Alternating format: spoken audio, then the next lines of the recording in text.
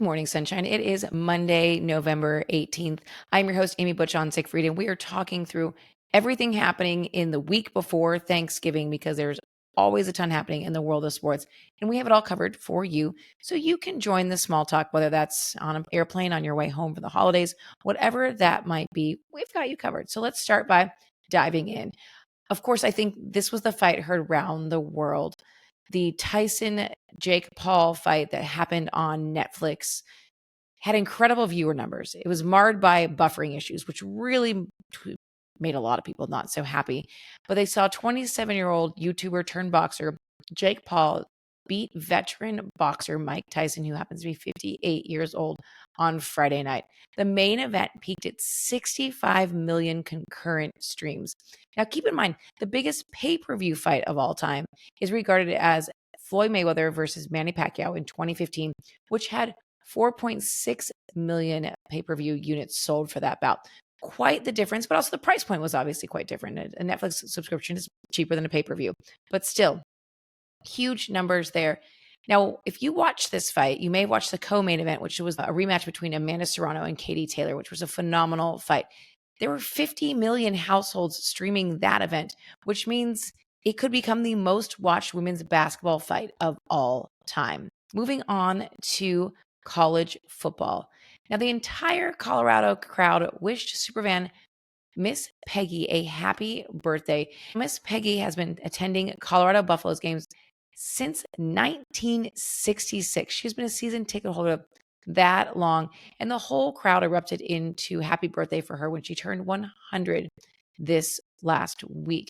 Now, needless to say, she got a great birthday present with a huge win for the Colorado Buffaloes over Utah, including a phenomenal game by one of the top Heisman candidates, Travis Hunter, who plays both offense and defense. He had a phenomenal game on both sides of the ball. Now let's move on to undefeated no more. The Buffalo Bills handed the Kansas City Chiefs their first loss this season and their first loss since Christmas last season. It's been an incredible run for the Chiefs, but the Buffalo Bills said no more. And here we roll into the next week. I'm talking about the WNBA draft, which happened yesterday. The Dallas Wings got the first pick in the WNBA draft. And they'll have a chance to draft phenomenal basketball player, UConn star Paige Beckers, in the WNBA draft in April. The Sparks from Los Angeles will pick second, and the Chicago Sky will pick third. Moving on to the NWSL, National Women's Soccer League, Marta Magic sends the Orlando Pride to the championship. The 38-year-old women's soccer legend Marta scored to send her team into the championship game this Saturday against the Washington Spirit, who defeated Gotham FC to head to the championship game. Moving on to UFC, there was a huge matchup on Saturday night, and Jon Jones solidified himself as the GOAT with a dominant TKO victory over Stipe Miocic.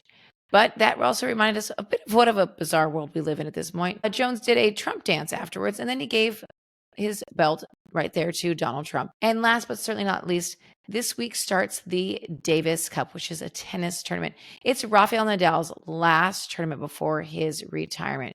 So keep an eye on that one and hope to see him play all the way through so we can get the little last bit of Rafael Nadal and the top big three in men's tennis. That's what we have for you this week.